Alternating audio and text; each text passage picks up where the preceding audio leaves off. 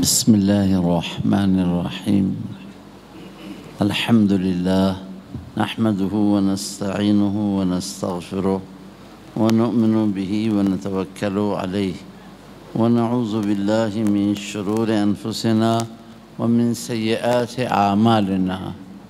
من يهده الله فلا مضل له ومن يضلله فلا هادي له ونشهد أن لا إله إلا الله ونشهد أن سيدنا ومولانا محمدًا عبده ورسوله صلى الله تعالى عليه وعلى آله وصحبه وأزواجه وذريته أجمعين وبارك وسلم تسليما كثيرا كثيرا. وبعد، فأعوذ بالله من الشيطان الرجيم. بسم الله الرحمن الرحيم. يا أيها الذين آمنوا اتقوا الله حق تقاته ولا تموتن إلا وأنتم مسلمون. وقال تعالى في مقام آخر: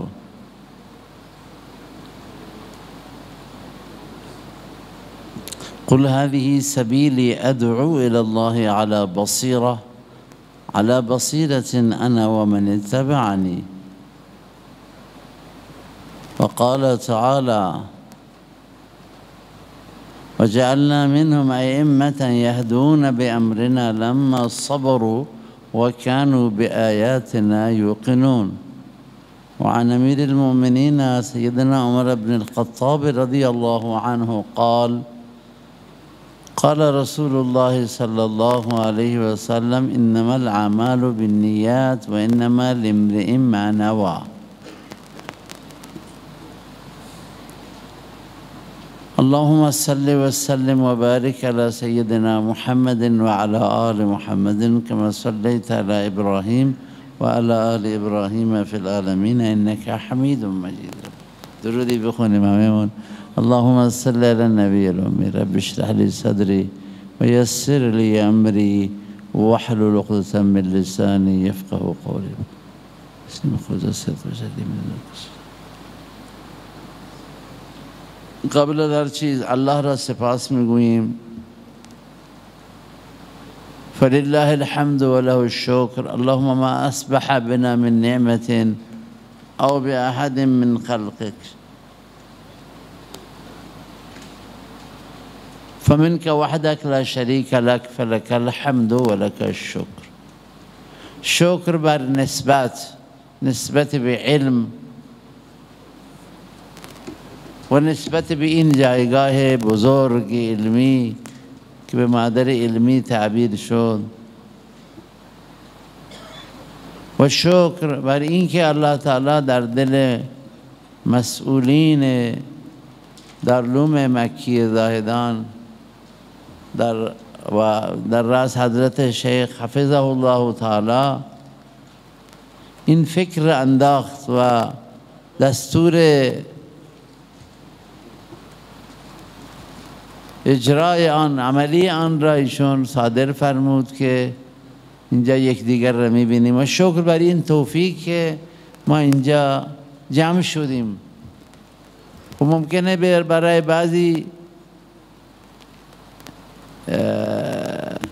یعنی به بعضی اطلاع رسید ولی عذری پیش آمد و خیلی هم هستند حالا چقدرند که از دنیا رحلت کردند. من جمله اسم جناب مولانا فقیر محمد نهتانی رحمه الله که مسئول دفتر فارغ التحصیلان و شما عزیزان بود و خیلی از عزیزان دیگه هم رحمهم الله تعالی و رحم الله الاساتذه والمشایخ الذين علموكم و خدموا هذه المدرسه. و در رأس حضرت مولانا عبدالعزیز رحمه الله. بسا شده تو دل من این خیال آمده که الله تعالی کاش که حضرت رحمه الله را در زمان ایشون این نشان میداد که گروهی فارغ التحصیل شدن تا نصیحت های ماندگار ایشون به گوش همه ما میخورد. ولی الله تعالی بندگان خود را گاهی همینجا نشان میدهد، گاهی بهتر از آن در آخرت می نمایاند.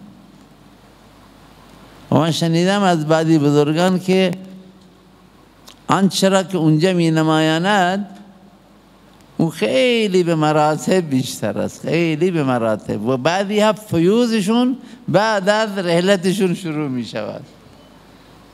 تا در زندگی تا در دنیا خوب جوش بزنن و غم بخورن، گریه کنن، زاری کنن، بترسن که خدایا چی میشه عمل ما، نتیجه عمل ما. من به خوبی یاد دارم ابتدا که به خدمت ایشون رسیدم و این مطرح شد که من اینجا بیام، یعنی در خدمت ایشون باشم، در خدمت حضرت شیخ باشم که دعوت رسیده بود طرف ایشون، دعوت مکتوبی. بعد من خدمت حضرت مولانا عبدالعزیز رسیدم، احساس عجیبی کردم. قبلا هم این دردها از طریق دیگر عزیزان رسیده بود. من جمله یادم هست که من سوم مقدمات بودم، مولانا رحمت الله از علمای برجسته پاکستان پنجگور مدرسه‌ای داشتن. ایشون دوست خود فرمودن که مولانا عبدالعزیز دوست من هستند و مولانا هم به ایشون خیلی احترام و محبت قائل بودند. الله کجا دیوبند یک دیگر را دیده بودند، هند دیده بودند. ایشون دردهای و دغدغه‌های حضرت مولانا عبدالعزیز را نقل کرد. موقع من طلبه بودم، مولانا احتشام الله قیاسی آبادی منو معرفی کرد که این طلبه ایرانیه. همون سال تو دلم آمد یک خیالی، حالا من نمیگم اون خیال چی بود، نیازی نیست بود. یه تمنایی در دل آمد. مولانا عبدالعزیز اینجور ناراحته، اینجور نگرانه. برای تو دلم یک چیزی آمد که اینجا نیاز به گفتنش نیست. ولا حول ولا قوة الا بالله، حسبنا الله و نعم الوکیل. به هر حال الله تعالی به حضرت رسول می فرماید که ما به تو نشان میدیم، یا تو را از دنیا میبریم و بعد اون نتایج را به تو می نمایانیم. امیدواریم که روح ایشون شاد باشه و شاگردان و فرزندان ایشون و در راست جانشین راستین ایشون حضرت شیخ بتوانند سکاندار این مجموعه بشوند و از طوفانها و از بلاها و از حوادث انشاءالله این مجموعه را به اذن الله و استعانت از الله عبور داده و به نتایج و به ثمرات بهتر دنیوی و اخروی انشاءالله نائل بگردانند. ولا حول ولا قوة الا بالله العلی العظیم. صحبت اصلی مال ایشون خواهد بود. من با کسب اجازه از ایشون و این را عرض کردم که حرفای ایشون را تکرار میکنم که در جلسات مختلف من استفاده کردم و از مشایخ دیگر هم آنچه که من به یاد من میاد و این نیم ساعتی که در خدمت شما هستم. به جای سخنرانی من دوست دارم که راهکارهایی که شکل جزئی من یادداشت کردم اونها را مذاکره کنم که البته در هر سال ما این راهکارها را با طلاب مذاکره میکنیم. جلساتی که با فارغ التحصیلان داریم تقریبا همین ها را همین حول هوش، ولی از تکرار باقی نداریم. تقرر. برحال اول این شکر باشه که الله تعالی در این سلک ما را قرار داد. ولقد آتینا داود و سلیمان علما و قال الحمد لله الذي فضلنا على كثير من عباده المؤمنین. عنایتی صورت گرفته عزیزان گرامی، انتخابی صورت گرفته، استفایی صورت گرفته. الله یستفی من الملائکه رسلا و من الناس. استفا برگزیدگیه تا اون انتخاب صورت نگیره، تا اون عنایت صورت نگیره، تا اون اجتباع صورت نگیره. و اجتباکم الله یستفی و استفا صورت نگیره، خب ما اینجا نمی بودیم. این شرف معنوی فرزند مولانا عبدالعزیز، فرزند این سلسله مشایخ تا بره به حضرت رسول صلی الله علیه و سلم برسه. سلسله و اصل به حضرت رسول صلی الله علیه و سلم با سندهای متصل و سند المتصله که هر روز روایت حدیث شما میخوندید و امسالی هم میخونند و به سند المتصله منا الی الامام ترمذی الی الامام البخاری الی الامام مسلم و الی الامام ابن ماجه، این سلسله تا میریم تا شاه ولی الله رحمه الله و از اونجا میره به ائمه میرسه و بره تا حضرت رسول صلی الله علیه و سلم. این زنجیره طلاییه. این فضل الله که ما را در این سلسله، در این زنجیره به فضل خودش قرار داد. ولا حول ولا قوة الا بالله العلی العظیم. ما عرض کردم که از صحبت‌های حضرت شیخ استفاده میکنم. ایشون اگر اینجا نبود من بیشتر میگفتم، نقل میکردم، ولی یک چیزی که منو خیلی متاثر کرد و من بارها به نقل از ایشون عرض کردم، اون اینه که اگر تصور کنیم اگر امروز پیامبران الهی می آمدن و اگر امروز، این سوال شما از خود بپرسید، و اگر حضرت رسول الله صلی الله علیه و سلم در این دور و زمان، در این عصر علم و فن و فناوری و تکنولوژی و اینا و ظهور میکرد، حضرت از کجا شروع میکرد و چگونه شروع میکرد و چقدر اهتمام مینمود عملی و چقدر دعا میکرد و چطوری شب و روز را یکی مینمود. آیه را جناب مولانا عبدالغنی حفظه الله خوندند، قصه حضرت نوح، دعوت قومی لیلا و نهارا.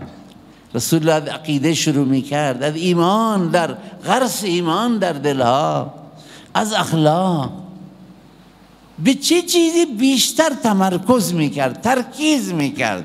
به ای شیء کان یرکز النبی صلی الله علیه و سلم، چه غمی را میخورد.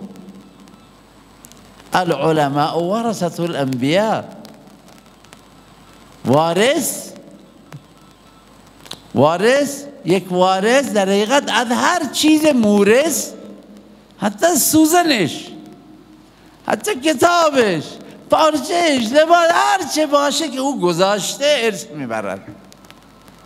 این وارثان غم رسول الله، وارثان فکر رسول الله، وارثان عمل رسول الله، وارثان سنت نبوی، وارثان تقوای نبوی، وارثان خلق اعلی نبوی. انک لعلی خلق عظیم، فکر نبوی، یقین نبوی، نورانیت نبوی، معنویت نبوی. بعد آن حضرت صلی الله علیه و سلم وارث تمام انبیاء. اولئک الذین هداهم الله فبهداهم اقتده. تو هدایت اونها را پیروی کن. امروز رسول الله اگر میبود به چی چیزی اهتمام میکرد، اگر ما به اون اهتمام کردیم و اولویات را تشخیص دادیم، اولیات را و اولویات را، اون وقت میشه گفت تا حدی عنایات الله در زمینه وراثت نبوی تحقق یافته است. ولا حول ولا قوة الا بالله. حداقلش اینه که ما تمناش بکنیم، حداقل اینه که ما دعایش بکنیم، حداقلش اینه که ما خود را محاسبه بکنیم. چقدر ارث بردیم اون غم را. کان متواصل الاحزان، کان دائم الفکر. فکرش چی بود؟ گرسنه از دنیا رفت رسول الله صلی الله علیه و سلم. فکرش چی بود حضرت رسول صلی الله علیه و سلم؟ قل ازواجک، بگو به ازواج خودت، ان کنتن تردن الحیات الدنیا و زینتها فتعالین امتعکن و اسرحکن سراحا جمیلا و ان کنتن تردن الله و رسوله و الدار الاخره فان الله اعد للمحسنات منکن اجرا. چی میخوایی؟ عایشه تو چی میخوایی؟ حفظه تو چی میخوایی؟ اگر زن نبودن، پیغمبر که نبودن، زنان که به نبوت نمیرسن، زوج مطهرات احساس زنانه دارن. حضرت دور ساعت اونه ولی حضرت مفتی رشیدان میفرمود زنان حب مالشون خیلی افزونتر از حب مال نسبت به مردان هست. خیلی مشکل. با حافظ محمد علی صاحب صحبت میکردیم، یه نکته خوبی گفت چند روز پیش که بعضی تصور میکنن با این حقوق نمیشه زن گرفت. ما اینو گفتم ایشو اضافه کرد نه نتوانین جن گرفت و نتوانین بساتنی. من خیلی خوشحال مقوله خوبی بود. نمیتونیم بگیریم و نمیتونیم نگهش داریم. ولی رسول الله صلی الله علیه و سلم سبحان الله ما شرمنده میشیم. ما شرمنده میشیم که اون سیره رو بگوییم. آدم بنده که بهرحال ذوب میشم. لا قوة الا بالله. اخشى على نفسی النفاق والعیاذ بالله تعالی ولا حول ولا قوة الا بالله. رسول الله این فرمود به ترجمه آیه نیست برای شما. یعنی این دیدگاه بود به آخرت، این دیدگاه بود به دنیا و اینه و نسبت به آخرت اون دیدگاهه و صحابه را اینجوری تربیت کرد. ابوبکر صدیق رضی الله تعالی عنه را ساخت. ابوبکر صدیق ینقص الدین و انا حی، مگه میشه این حالت پیش بیاد؟ روستای خودم رفتم، من دیروز به اخویم گفتم همین 2-3 روز پیش روستا مغرب نماز مغرب، روستا ما خیلی بزرگه، یعنی دویش خانواره، مغرب نمازش من 7 نفر دیدم. من مسبوق شده بودم از جای دیگری آمدم، گفتم این چه وضعیه یا الله. حکایت مسجد ها را که مولوی صاحب کرد که صبح های مسجد چطوره، جماعت تبلیغی تو گزارش هاشون مطرح میکنن. اردو شعری هست میگن نقشوں کو تم نہ جانچو لوگوں سے مل کے دیکھو کیا چیز جی رہی ہے کیا چیز مر رہی ہے.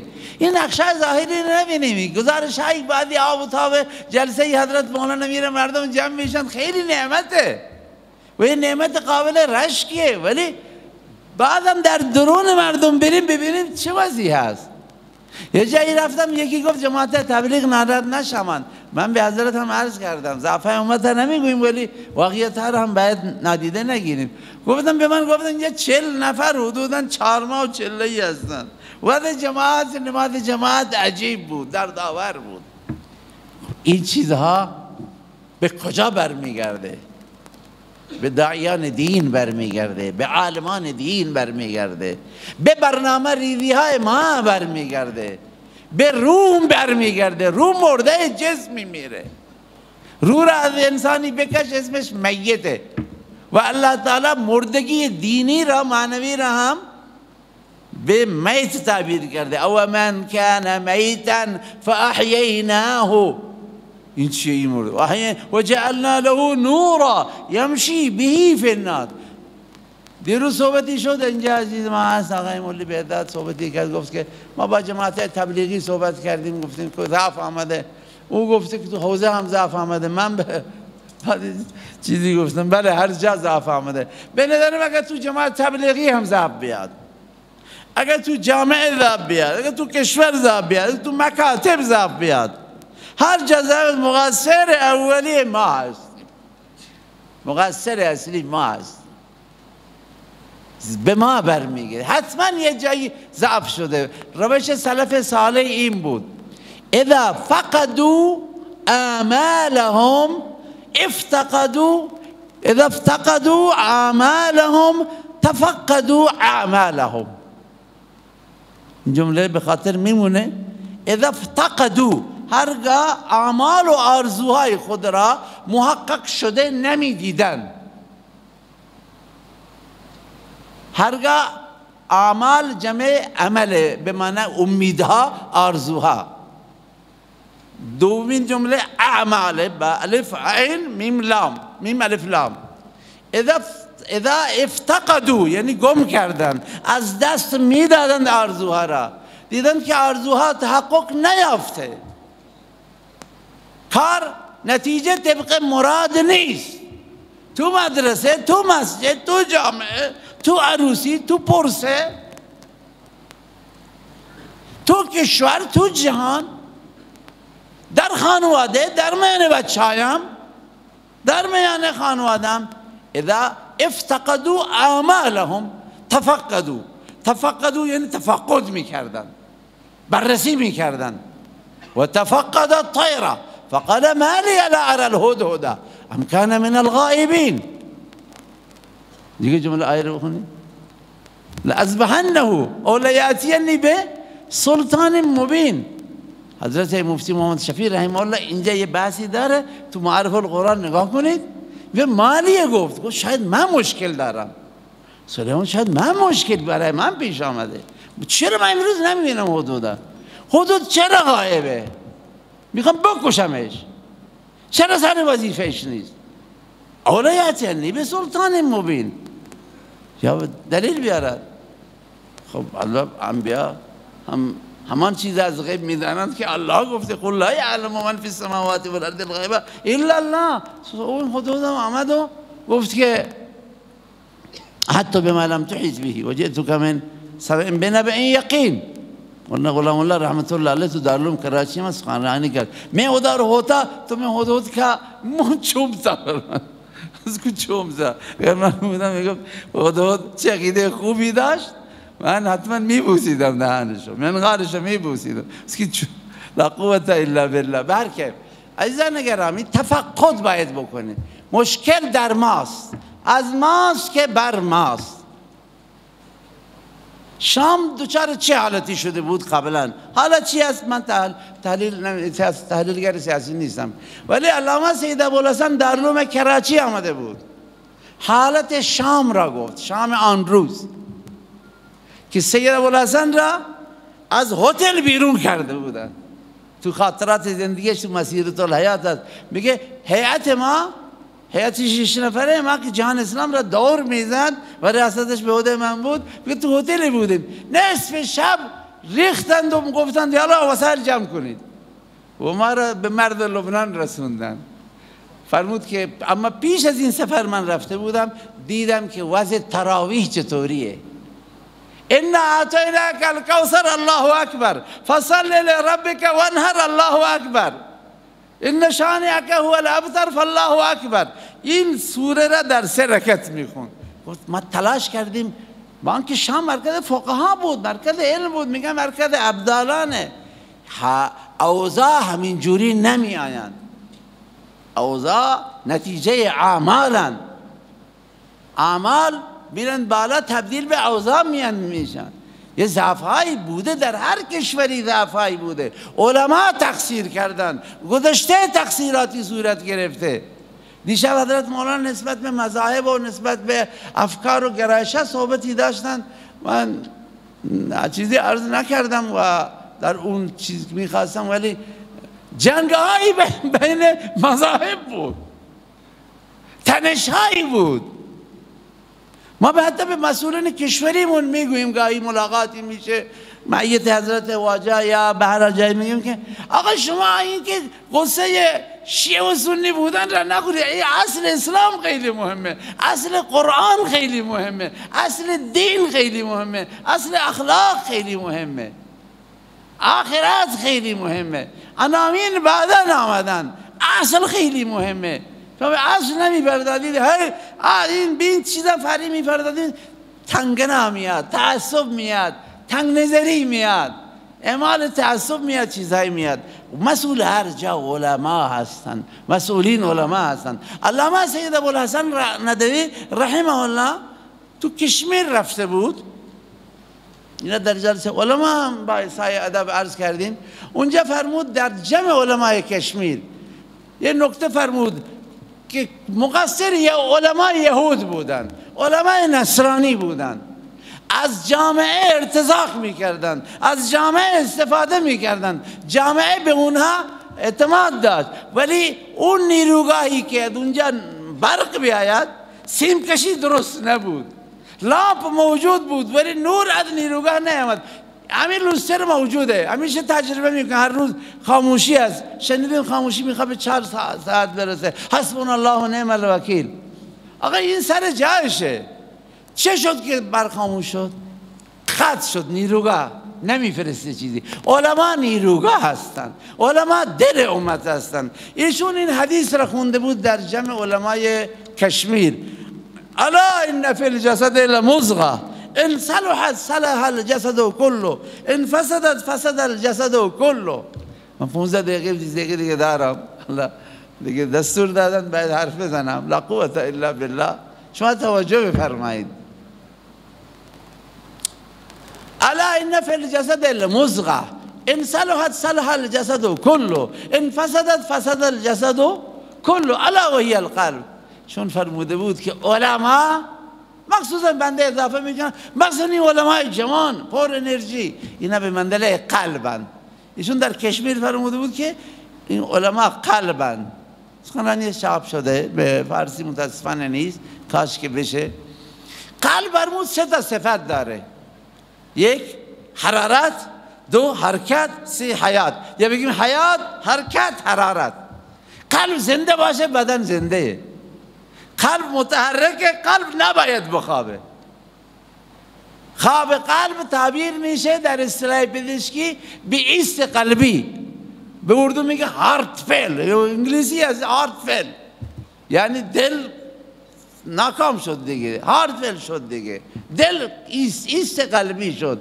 اون وقت شوکی میدن. من خودم دوچار یک موقتا ایست قلبی بودم، شوک دادن به من، خدا اون تکرار نکنه، خیلی سخت بود. ولا حول ولا قوة الا بالله العلی العظیم. شوک وارد میکنه، ولی 1 2 بار که شوک میزنن دیگه شاید دیگه ناامید میشه. پزشک میگه که این دیگه حیات بر نمیگرده. لا حول ولا قوة الا بالله العلی العظیم. وقتی شوک وارد که من به دکتر گفتم که زنده شدم یا مردم، گفت نه زنده شدی. لا حول ولا قوة الا بالله العلی العظیم. نیاز است که شوک وارد بشه بر ما. این جلسه هم برای اینه که از حضرت شیخ الاسلام که طبیب ما و شما یه شوکی وارد کنه بر ما. لا قوة الا بالله. ما هم که خب نقش پرستار کوچکی را داریم، در خدمت ایشون هستیم. ولا حول ولا قوة الا بالله. لذا اون حرارت چطوری تولید بشه، اون حرکت چطوری صورت بگیره، برنامه ریزی شده حرکت بشه، به شکل منظم تولید حرارت بشه، با ذکر الله بشه، با صحبت مشایخ بشه، با دعا و تضرع بشه، تا این نیروگاه امت این زنده بشه، فعال بشه، این برق را منتقل کنه به لامپه ها، به لوسترها، به یخچالتون، تا اینکه تاریکی از بین بره، برق بره، تاریکی میاد. لتخرج الناس من الظلمات الى النور کتاب انزلناه الیک لتخرج الناس من الظلمات الى النور. عجیب تعبیره. لذا این برق بره، و فکر کنید که ما هم باید برقی به امت برسانیم. حتما برق ایمان و معنویت نرفته و یقین که این صف 7 نفره که باید 70 نفر می بود. حتما برق از اینجا داره نمیره به جوانان، به دانشگاهیا، به گروه نمیره، داره خاموش شد. چی گازوئیلش کمه، چیش کمه، موتورش کال داره، باید به این موتور رسیدگی کرد. اینجا حتما حیات ضعیفه، اینجا نبض ضعیفه. لذا فرمود حیات، حرکت و چی بود؟ حرارت. گرمایی باشه اینجا که منتقل بشه چیزی به اون طرف، حرارتی باشه، حیاتی باشه که منتقل بشه، حرکتی باشه که این حرکت این محرک بشه. در عربی موتور را محرک میگوین. وقتی ماشین المحرک فيها عطل، محرک، ماکینه هم میگن، محرک هم میگن. اون محرک حرکت دهنده. جالب تعبیریت. موتور محرک، موتور محرک. امت اسلامی اهل علمن، ما مقصریم، قطعا ما مقصریم. ما استغفار کنیم، ما دعا کنیم، درودی بخونیم. اللهم صل علی النبی الامی. حالا من راهکارها را، این تمهید بود، راهکارهایی را که اینجا یادداشت کردم استعارض میکنم. البته نبادی چاپ هم شده شاید، یا دوستان یادداشت کردن. و اعمالی که امت داشته باشه: عقاید، عبادات، معاشرات، معاملات و اخلاق. اینها محورهایی هستند که اصلاحیات باید صورت بگیرد. اصلاح عقاید، اصلاح عبادات، عبادات اربعه، اصلاح معاشره، همزیستی، ادای حقوق، معاملات، داد و ستد، ربا نیاد، رشوت نیاد، گران فروشی نیاد، احتکار نیاد، اخلاقیات. صبر، شکر، عجب، تکبر و غیره. چرا این نفر موقع اقدام به قتل میکنه؟ تکبر داره. چرا اقدام به قتل میکنه؟ غضب داره. اخلاق ضعیفه. اخلاق لبخند را نمیگویند. اخلاق یعنی درونیات درست بشه. چه کار بکنیم؟ با 3 راهکار میتونیم در جامعه اصلاح بیاریم. 1، قرآن مجید. قرآن مجید، درس‌های قرآنی برای خانواده. الله مولانا نعمت الله را رحمت کند.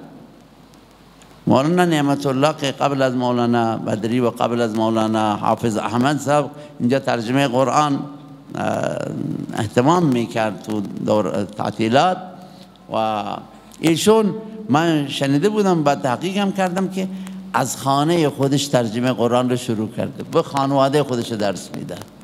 میگه مسجد نداریم، ما را کسی تحویل نمیگیره. همینجوری میگن نه، ما که جایگاهی نداریم، دیگران اشغال کردن، فرزند فلانی اشغال کرده، اینجوری میگن فلان مقرب اشغال کرده. آقا همسرت، خانمت، و امر اهلک بالصلاة واستبر علیها واذکرن ما یتلی فی بیوتکن من آیات الله والحکمه. از اونجا شروع کن. بچه‌هایت، پسر موهایت، پسر دایه‌هایت، خانواده‌ات، برو همینجوری، بعد به قومت، بعد به عشیرت، بعد به قومت، بعد به روسایت، بعد به شهرت، بعد به جهان معاصرت. قرآن مجید. قرآن تغییر می آورد. 2، سیره نبوی، احادیث پیغمبر و سیره نبوی. تعبیر علامه سید ابوالحسن: القرآن و سیرة نبویة قوتان عظیمتان تشعلان فی الامه فی کل وقت و فی کل حین. روایت بالمعنی. سیره نبوی را بخونیم، سیره را پخش کنیم. الحمدلله اینجا شبای جمعه سیره هست. شما در هر مسجد جلسه سیره بگذارید، در مسجد خودتون. 3، تاریخ رجال. این ما را روشنی میده رجال چکار کردن، از صحابه گرفته تا مولانا عبدالعزیز در منطقه ما و اساتید ما در جای دیگه استفاده کردید. اللهم صل علی نبی الامی. روی چه قشرهایی کار کنیم؟ 1، قشر علما. خود علما با هم مذاکره های هفتگی، مذاکره های ماهانه داشته باشن. 2، عموم مردم از طریق نماز جمعه، مرتبط کردن با جماعت تبلیغ، جلسات اصلاحی با علما، با عموم مردم ما داشته باشیم. 3، جوانان لغت دیگری را میفهمند، جوانان زبان دیگری دارند. جوانان هم چند قسم هستند: عموم جوانان، دانش آموزان، دانشجویان، دانشگاهیان، اساتید دانشگاه و فارغ التحصیلان. برای عموم جوانان ما یه جایی رفته بودیم، نمیدونم همراه من مولانا عبدالغنی بود یا که طرفای گلوگاه رفته بودیم. یه مولوی صاحب گفت ما به جوانانی که گازوئیل کشند، ما به اینهایی که کارهای خدماتی انجام میدن، برای اینه یه نصاب کوچکی گذاشتیم. گفت خیلی استقبال میکنن. به پاکستان رفتیم، گفتند که ما یه جلسه ای داریم. به من گفتم بیا اینجا صحبت کن. گفتم جلسه چیه؟ اونا عادت دارن انگلیسی حرف میزنن، من اون جمله رو میگم تا به خاطرتون. گفت اینجا ویکند هستن. گفتم ما انگلیسی نمیدونیم. ویکند یعنی چی؟ ما در کراچی نشنیده بودیم. ویک بگن به هفته، اند یعنی آخر. اینجا کلاس پنجشنبه و جمعه صبحش برگزار میشه. کلاس اخلاق، ایمان، اعتقاد، کتاب میگذاریم برایشون. منم اونجا رفتم و اونجا جستی گرفتم و صحبتی کردم. لا قوت الا بالله. الله معاف بفرماید. لذا عموم جوانان اینا رو رها نکنیم. 2، دانش آموزان هستند که برای فعالان دانش آموزی در این خصوص برنامه ها دارن. دانشجویان حاضر نیستن زبان دانش آموزی رو بفهمن. مدارس ما، حوزه های ما، علماء ما، معذرت میخوام ناراحت نشن، در جذب دانشجویان و دبیرستانی ها زیاد موفقیت نداشتیم. زیاد ملامت نمی کنم، شما بگید داشتید چقدر جذب کردید. بچه های کوچک که به امر پدر و مادر حرکت میکنند. چرا؟ ولی این قشر که حالا با جامعه آشناه، دوستان دیگری پیدا کرده، همنشین لیسانس ها فوق لیسانس ها شده، همنشین دکترها شده، این دانشگاهی.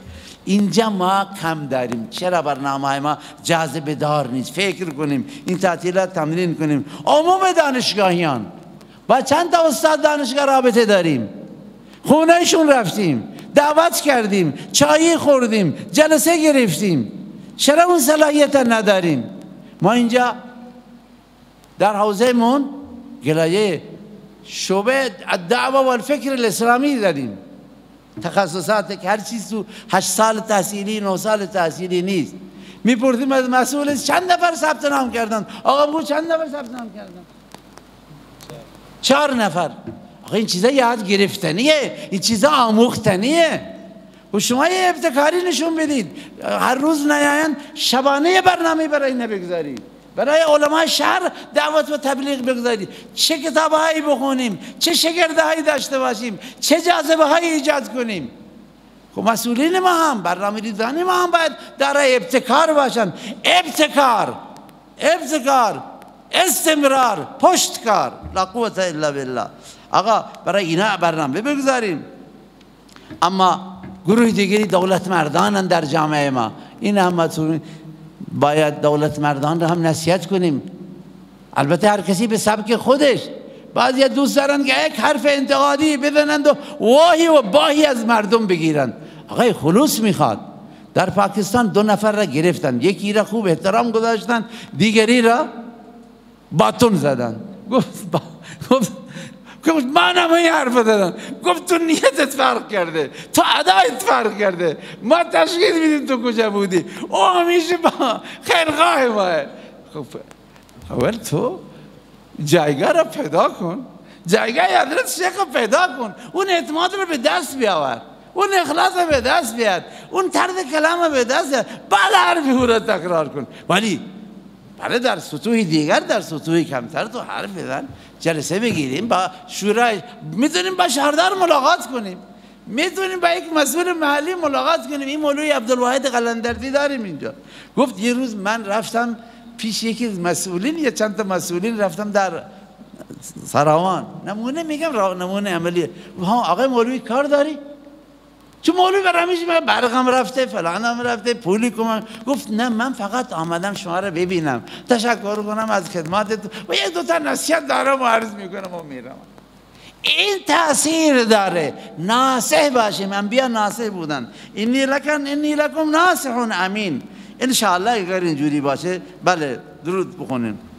من یکی یکی اینجا یادداشت کردم. پس حاکم نصیحت میخواد، غیم خاری میخواد، نامه نوشتن میخواد. چطوری نامه بنویسیم، با چه تعبیراتی نامه بنویسیم، بفرستیم نامه را، مشکلات را مطرح کنیم. مشکلات اعتیاد هست، چرا رسیدگی نمیشه؟ مشکل اعدام است، کار ما اینه. شما عالمی، درس خوندید، احساس حقارت نکنید، احساس کمبود نکنید. شما جوان هستید، میتونید مشوره کنید از اساتید، از بزرگان، از مولانا بدری صاحب، از اساتیدتون، از حضرت واجه وقت بگیرید. بالاخره لا قوت الا بالله العلی العظیم. در آخر من خیلی خلاصه میکنم که اگر میخوایم ترقی و پیشرفت بکنیم، من اینجا چند تا راهکار دادم، اللهم درودی بخونیم.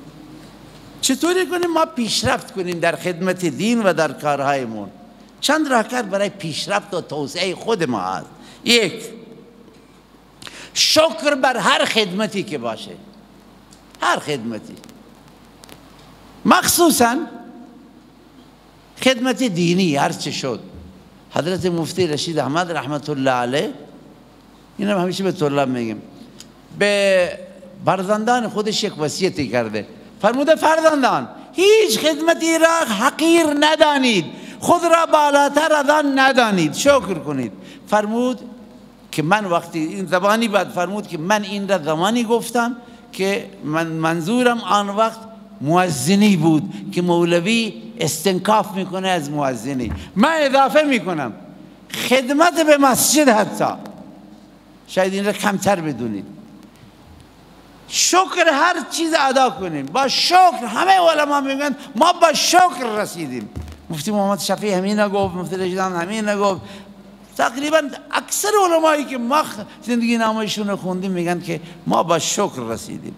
2 ادای حق خدمت، قاعده نورانی کم ندونیم، حقش ادا کنیم. 3 صبر، وجعلنا منهم ائمة يهدون بامرنا لما صبروا. من تشریح نمی کنم چون شما اهل علم هستید نیاز ندارید. 4 آقا قناعت، ما نمیگیم که شما هیچ نخورید بچه خود را هیچ نخورانید، ولی قناعت لازم نیست سطح زندگی ما با پسر عموی ما برابر باشه. او ماشین داره ما هم ماشین داشته باشیم.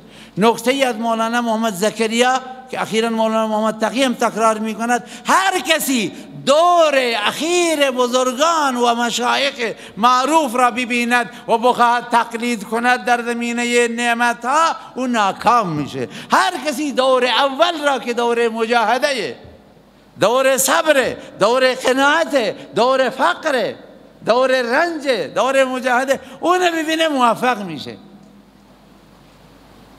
شما اگر میبینید امروز یکی از بزرگان ما ماشین فرض کن فرادوی داره، یک مریدی شاگردی می آقا بفرما سوار شو، شما اون روز هم میبینید که چرخ سوار میشد. من 3 سال شما بود. شما حالا میخواهی که دور بر خوب شلوغ بشه، چند تا نفر همراه بشه. من گاهی بیرون میام چند تا طلبه همراه میشم، میگن نه والا برگردید، کار داری بیایید. نه آقا بعدی بیچگی هم مال بعدی مشایخ ما هستن.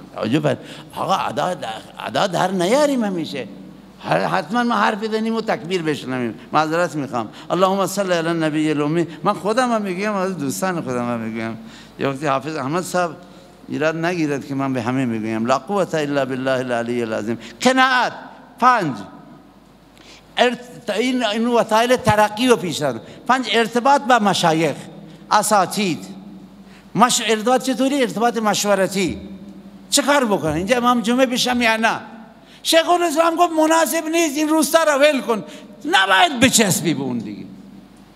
یه جایی یک قفل یک مولوی داده، قفل دیگه مولوی داده. ما پیام فرستادیم، اون مولوی که شاگرد ما بود، نگو من مکی خوندم، نگو من شاگرد حضرت مولانا عبدالحمید حفظه الله هستم.